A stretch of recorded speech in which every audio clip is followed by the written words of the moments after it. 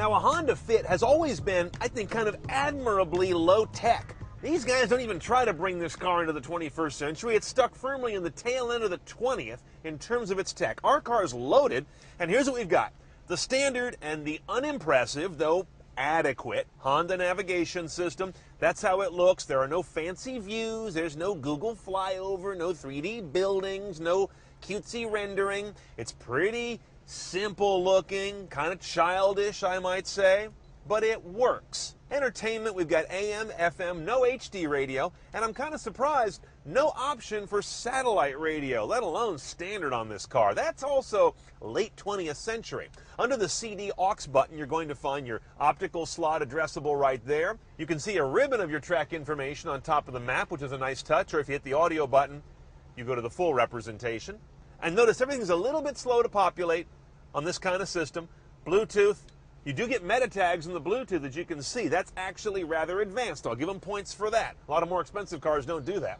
Aux jack is down here. USB lives up on top of the upper glove box, of which you've got two in a Fit. One by your knees and one in front of you. Basic sound system in this car, and that's as far as you can take it without going down to the car stereo store.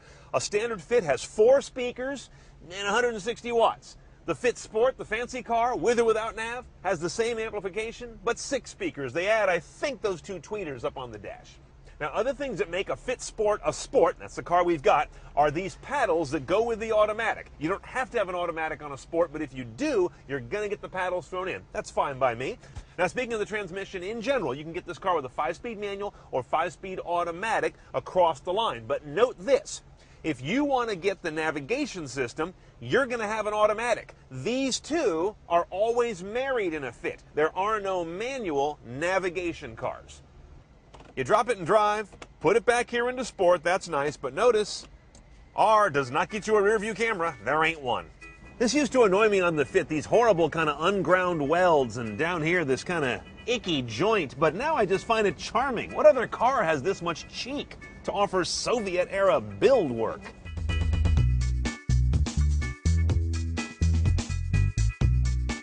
Okay, here's the scenario. You're driving down the highway, and look, there's Chris Christie thumbing a ride. You better be driving a Fit, because it's about the only affordable car that you can get his big Jersey ass in the back of, at least with the seats down.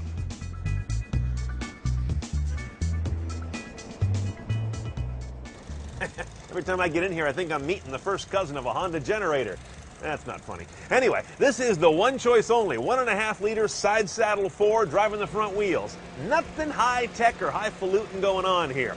The numbers bear that out. 117 horse, 106 foot-pounds of torque. Now, 0 to 60 on an automatic car is 9.5 seconds, getting you 2835 mpg. That's the better mpg, but it's the lower speed. The manual gearbox car is going to get you lower mpg, 2733, but shave a second off the 0 to 60 down to 8.5, and of course that will apply to corresponding better response throughout the power range. Choice is yours.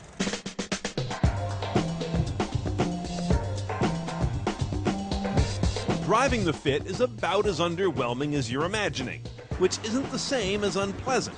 It's gutless, but it's also direct in its lack of rubbery layers of software and elaborate powertrain mappings, or at least that's how it feels.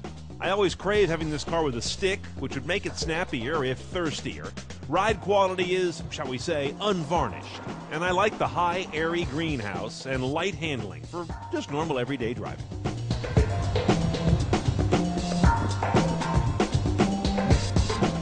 Okay, buying a Fit is not so much about going CNET style, as you can see, but about avoiding going stupid style. Let me explain what I mean. The car bases at about $16,000.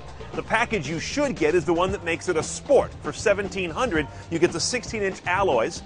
The body kit, it's a simple one, but it's some fairings, different chin, and that little spoiler, all color keyed. You couldn't do that alone for $1,700. You're also going to get the leather-wrapped wheel, 6-speaker audio, and the steering wheel mounted controls for the audio system. That's a hell of a deal. The package that isn't a good deal is the one that makes this a navigation car. For $2,630, that gets you the meh navigation system, the voice command system, and Bluetooth hands-free, which ought to be standard.